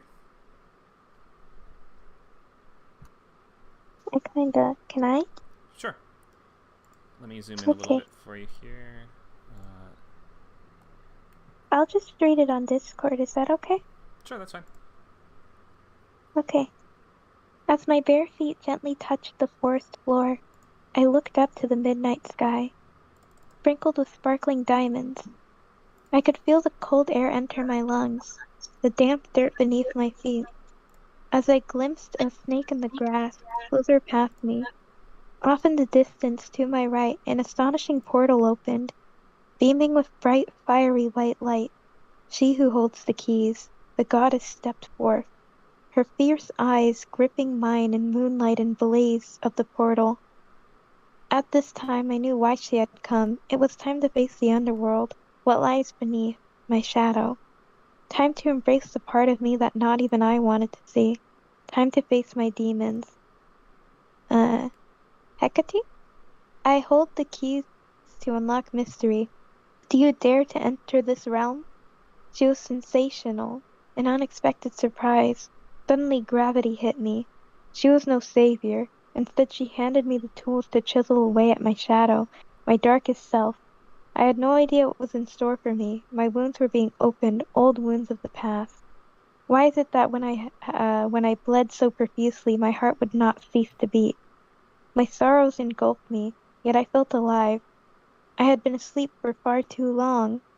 Hail Hecate, goddess of the crossroads, and mystery.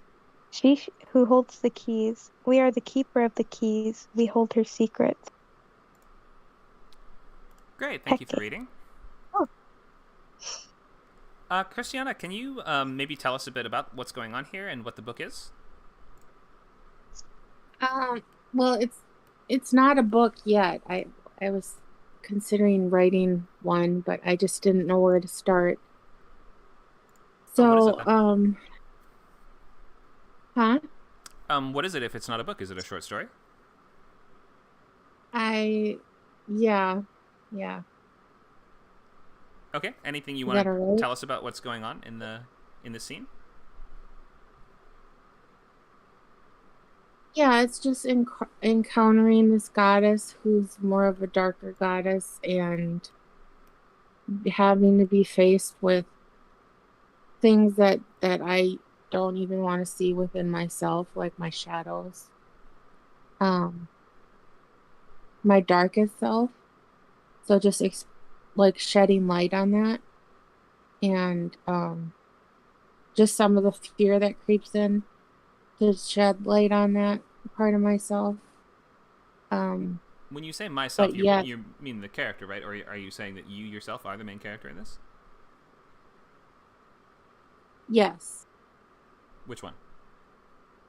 I'm the person that's walking through the forest. By that you mean the book is written in first person, or this is like an autobiography?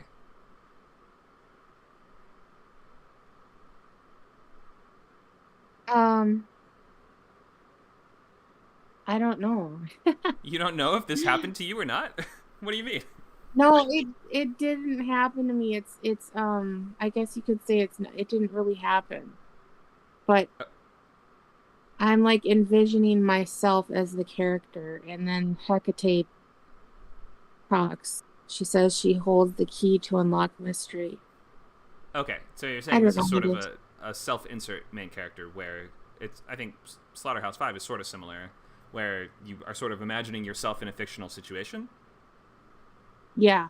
Okay, I think I understand now. Okay, so in terms of feedback, and this is the feedback portion, so I'm happy to provide that, and anyone else in the chat can also weigh in on whatever their thoughts are. Use the chat, just mouse over the classroom channel and click on that small white word bubble that comes up. My first feedback is that I'm a little confused I was a little confused by this. Didn't quite understand what was going on at first. I think by the end I started to sort of piece together what was happening. There's a bit of redundancy in a lot of the lines here. I mean, for instance, when we say things like old wounds of the past, that's like saying the same thing twice. We could have just said wounds of the past or old wounds. And so maybe just do a pass when you're editing, make sure that we're not just restating the same thing and then saying the thing again. My shadow, my darkest self. And then there was one more moment on here that I felt that we were just sort of saying the same something, then restating it. I'm not sure what else I wanted to highlight there, but in any case, I think that this is setting the expectation that the rest of this book will follow. Your main character is maybe going into like a hell dimension or something like that, or maybe diving into their own past magically. Is that right?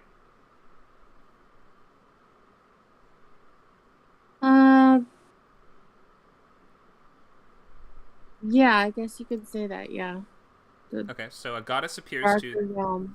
the character, opens up a portal and says, go through here and I'm going to show you your demons in this realm, or I'm going to take you on a journey that's going to show you what's wrong with you. Is that right? Yeah. Okay. Yeah. Well, I guess I did understand. I hold the keys to unlock mystery. Unlock the mystery? Do you dare to enter this realm? She was sensational and unexpected surprise. So a surprise is always unexpected. That was the other thing that I wanted to look at. Unexpected surprise. So, she handed me the tools to chisel away at the shadow of my darkest self. So the main character seems to know what's going on here. The fact that we don't really know what's going on here makes it a little tough to fully wrap my head around as we're reading this. So I get the feeling your main character might be a wizard or something, or like some kind of time traveler or something along those lines. Someone who knows about goddesses and knows exactly what they're capable of and what they're offering her. So if that's not the intention, then you might want to have your character, in fact, not know what's going on. But this has almost like a dreamlike feeling to it, so I think that sort of might have been more along the lines of your intentions. I could be wrong. Yeah, you're right. It does. It does. Okay. So can I ask, why did you format this dialogue with just the character's name and then like a colon like this? And then are characters saying the stuff at the end in all these different lines here, or is this like your character thinking? Or I'm just wondering how you're formatting the dialogue here.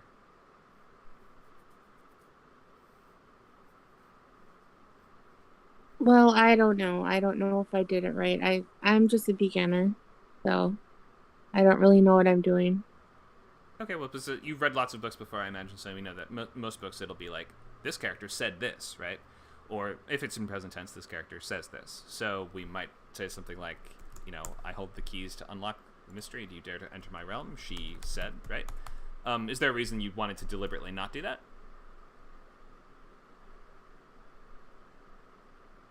No. No. Okay.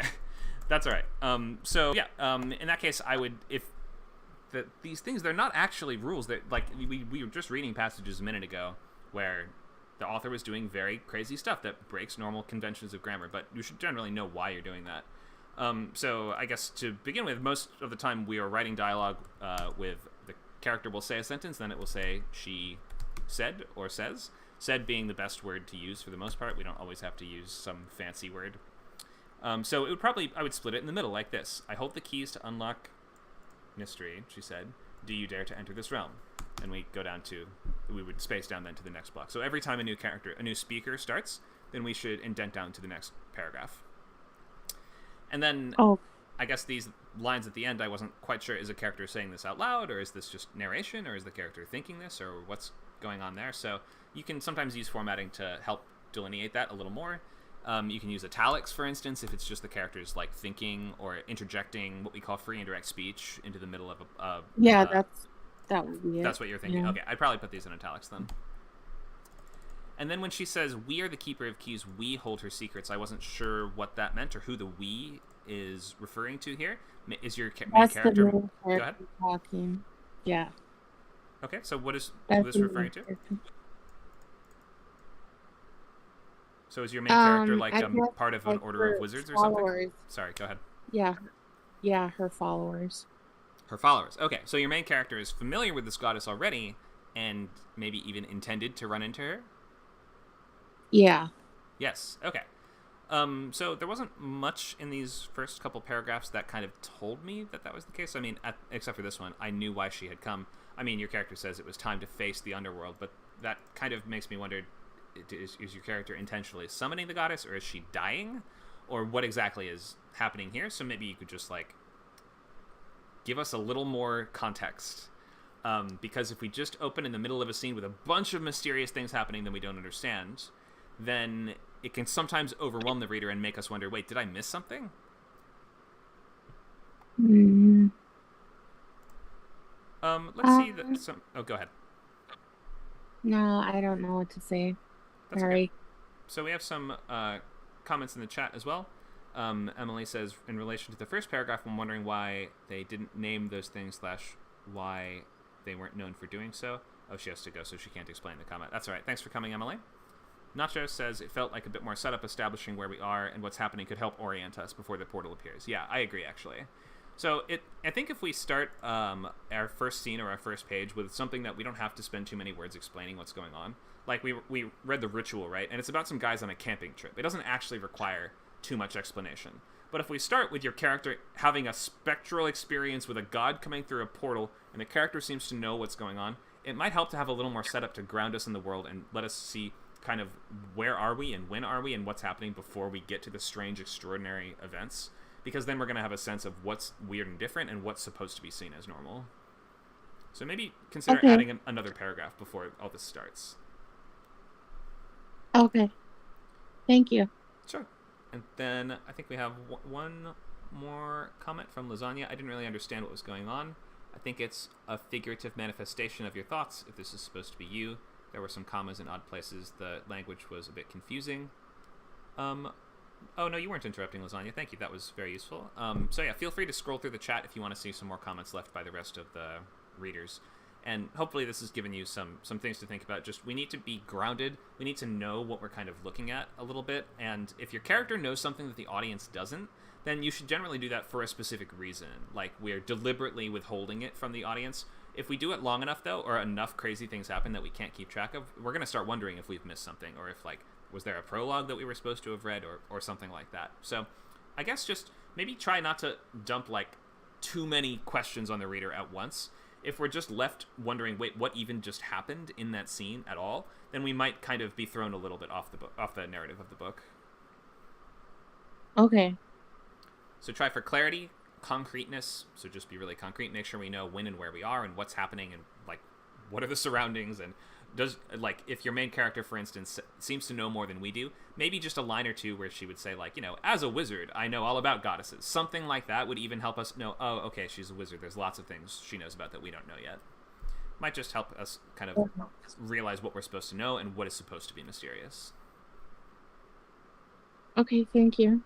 Sure, thanks for sharing. We have time for a few more. Do we have one from Aliska and one from Amanda? You can save me for last. Okay. Because I've yeah. Aliska, you want to start? Okay, it's kind of long. Let me go through it really quick. So wait. Or just do like. Let me just ask a quick question. So if this was a published book, I guess we might ask, where would the first page actually end? Because, like, if you're writing on Google Docs or in Word or something like that, we're writing in 12-point font, 8.5 by 11 pages, so that's actually way longer than a first page would be. So maybe pick, like, the first 3 or 4 paragraphs or something like that, and just pick a logical spot you think that the first page in a published book would end. Okay, I wrote this in 2013, and I got through, I think 32,000 words the last time I checked. I know that was a long time ago, but it is kind of important to me. I want to finish it someday. Okay. And I think I did post it there. Yep, I've got it here. Yeah, okay. So, 4 lives collide during an investigation into of a terrorist plot. Okay, so 1994. Simple, strong, compact. He swings the weapon over his shoulder and then, almost in slow motion, brings it up and out, placing the buttstock tightly against his left shoulder. He scowls, rotates his head halfway around, peers deliberately through the notch on the rear sight, and aims toward the beech tree marking the path to the expanse of forest spreading out behind our house. He transfers the weapon from one hand to the other, twists his arm up, allowing it to separate from his arm, then catches it again. Proper sight alignment. You try. He transfers the rifle into my hands, the impersonal shape of it in my cold hands. I try to perform the action exactly like him, but my hat falls over my eyes, forcing me to adjust it on my head. Should I just stop right there? Because Sure. yeah. Okay. So, I mean, I played around with all kinds of beginnings because there's potentially all kinds of beginnings for this, and I don't know. It's just hard to make decisions, with this stuff. Sure, that's okay. So maybe tell us, what is the genre of this book, and what is the whole thing about? I guess it's like a military or paramilitary creative nonfiction or something like that. I know we always go through this stuff with the genres with me. Well, based on true events, but fictionalized, right? Mm-hmm. As this 1994, the first invasion into Chechnya. This is a Chechen family that's learning, fighting, is becoming a part, or has been for the last 100 years at least, a part of the Chechen culture. But it's specifically here in the 1990s when the Russians invaded twice Chechnya. The little boy is being groomed to fight, and so 10 years later, it's showing him as one of the chief operatives at the Beslan school attack event. So that occurred in 2004. Mm-hmm. And he's going to be involved with 3 other people throughout the course of the book, from very different cultures than him, Mm-hmm. And I don't know. I have a vision for the work to be a very, like, is humanistic the word I'm looking for? Just showing not trying to create any kind of sympathy for people that kill people indiscriminately, or maybe it's not so indiscriminate. That's the thing that I'm trying to write about in the book, that there's always a precursor evident in when these things happen. It's normally not violence for the sake of violence, and so just kind of placing humanity and people from different cultures on the same plane, so to speak, to kind of say, there was something that happened before this. It wasn't just as terrible as this event that occurred, the Beslan school attack. I think it was 2004. Mm-hmm. It was a significant event, a terrible thing that happened. And so just to say, well, these are the things that may have been contributing factors to something that horrible happening, Okay. Trying to make sense of it with context, then, in that case. I think so. Cool. So I think this is generally pretty well written. There's not a ton of detail on the characters, which you can deliberately do if you want to withhold that for some reason, but maybe just a little more detail on the people here would be nice.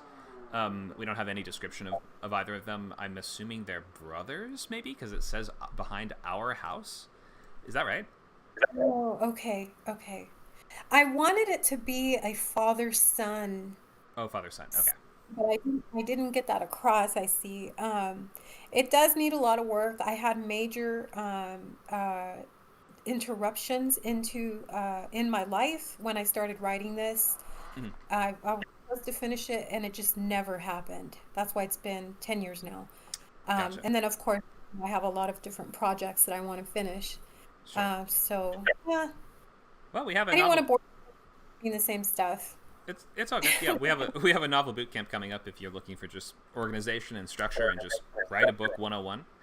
But let me just comment on this while we have it. So yeah, if this is a father and son, I didn't get that just from these just because there's no clues. And I think that you can maybe just by describing the characters a bit, just a few words here and there, like you can, even if you don't want to explicitly describe these people here, just tell us what is the dynamic, what is the relationship.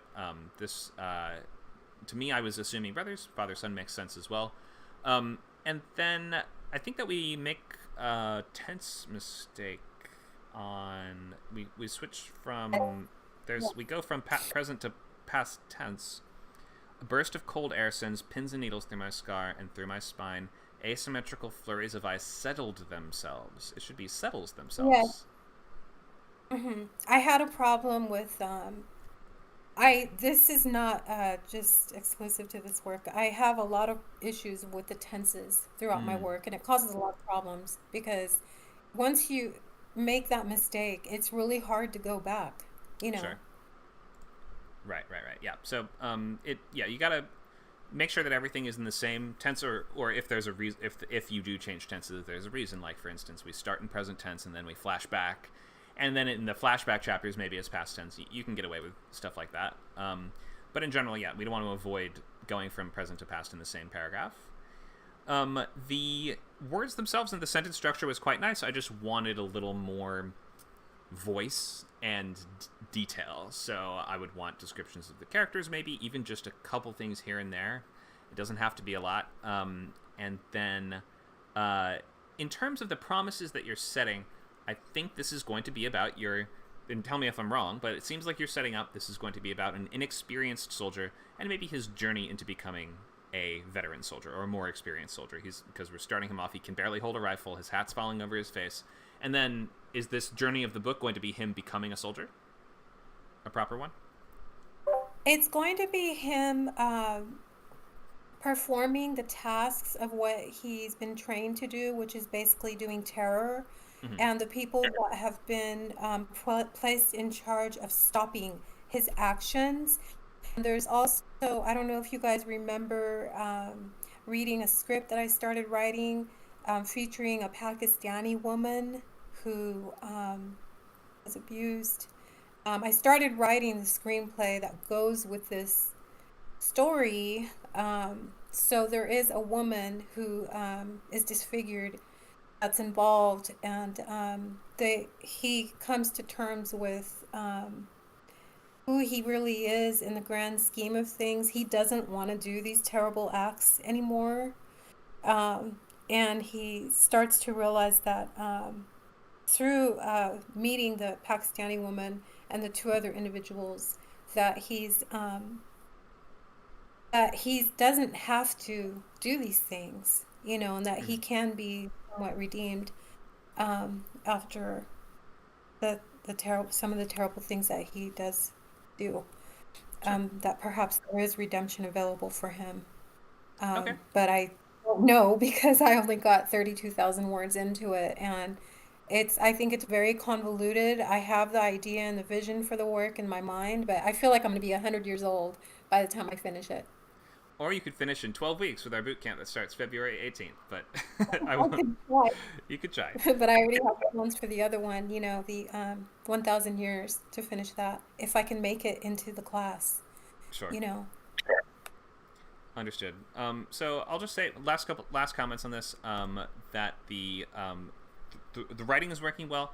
I think that if you want to create that sense of mystery and intrigue and have us keep reading, think of how you can bring that out a little more. Think of how you can, of course, this would depend on the perspective that your character is telling the story from. Like, if they're telling this from the perspective of the future and they know everything that is going to happen, then they could give us these little hints, like, he loaded the rifle that I would use to do terrible things later, or something like that. I mean, or just, it doesn't have to be that extreme.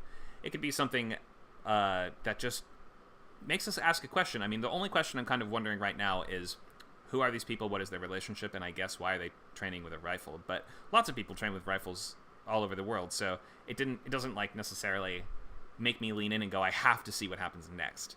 Does that make sense? Whereas if your character was like, I'm no good with a rifle, but I really need to get good with a rifle fast, then something like that might start to draw me in and go, I wonder why he needs to get good with a rifle fast, or I wonder why he feels that this is necessary, or something like that. I'm looking for a point of tension and mystery. Okay, and it is that he wants to please the father, of course, right? So, and be a part of this identity, the Chechen identity, Okay, I think you can definitely try to bring that out a little bit, even if it's just hints here and there in these first few paragraphs. Like, I could barely hold the rifle, but I needed to be a proper Chechen, so I did as I was told. Something like that. Thanks.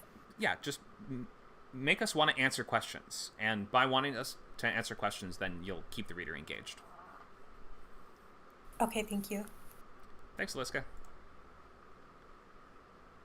Okay. I think we had time for... Was there one more person who wanted to share something? Amanda. I might wait until the next novel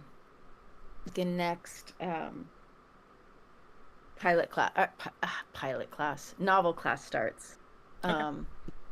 Just because, yeah, my brain sort of started turning off, and I'm like, oh, I'm not gonna be able to register feedback right now. So.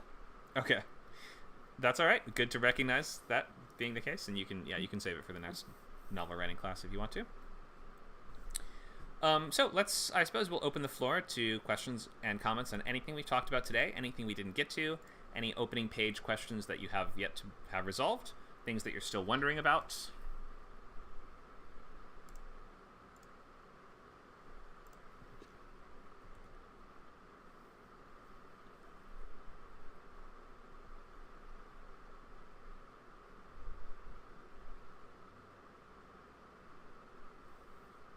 Anyone can feel free to use the chat or unmute your mic and speak out loud.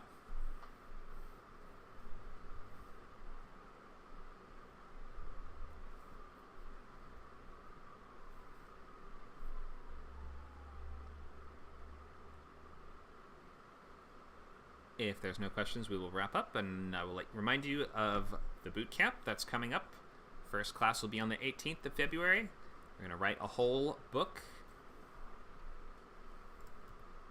You can refer a friend. You'll both get a free month of subscription. And let me leave you on the list of free events coming up soon. Hope you guys enjoyed this class. I mean, this is one of many that we have on the server, and if you're interested in stuff like this, stick around on WordCamp and check out ScriptCamp too if you're interested in writing for feature film or TV, or short films, or other things on screen.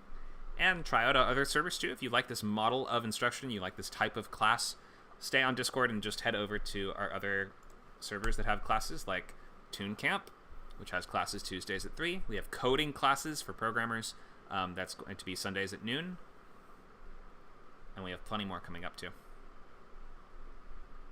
Thanks, guys. Hope you all have a great rest of your weekend. And for members, we have Writer's Lab later today, so you can come by. It's like office hours that you can... with your subscription, you can come by and ask whatever questions you want and get feedback on up to 5 pages of your work, whether it's work in progress or something finished, whether it's outline or pages from a script. That's a great place to come and just get all of that resolved. So we hope to see you there, and have a great rest of your